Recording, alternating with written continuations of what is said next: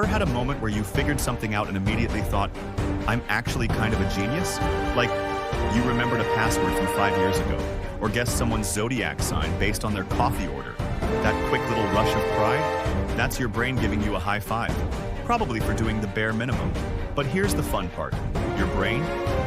It's not exactly objective. It loves you. It hypes you up like a loyal best friend, even when you're absolutely wrong. And there's science behind that.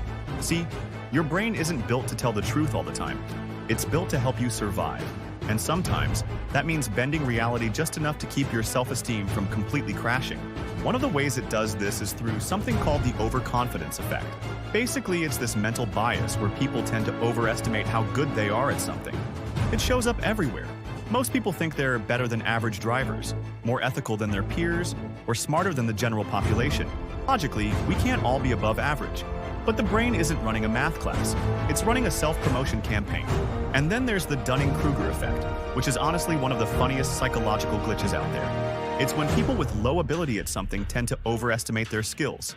Because here's the twist. They don't know enough to realize what they don't know. Like someone who's read one psychology article and suddenly thinks they can analyze everyone's trauma at brunch. The less you know, the less you realize you know very little. It's not stupidity. It's just blind spots. Now, this isn't all bad. In fact, your brain's confidence tricks are part of what help you function. Imagine if every time you made a decision, your brain hit you with, "Are you sure about this?" Because you've been wrong before. You'd never get out of bed. Confidence, real or inflated, is what keeps us moving. It's what pushes people to apply for jobs they're not qualified for, start businesses they've never run, or tell someone they like them, even with zero flirting skills. It's all about survival and momentum. Evolution didn't care if you were accurate. It cared if you stayed alive and took action. And a little self-delusion?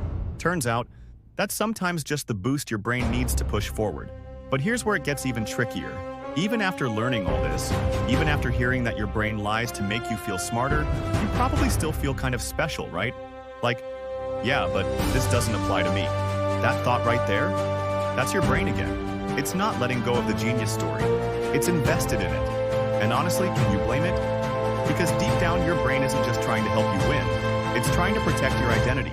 If you've built your whole self-image around being the smart one or the insightful one, any crack in that idea feels threatening. So the brain doubles down.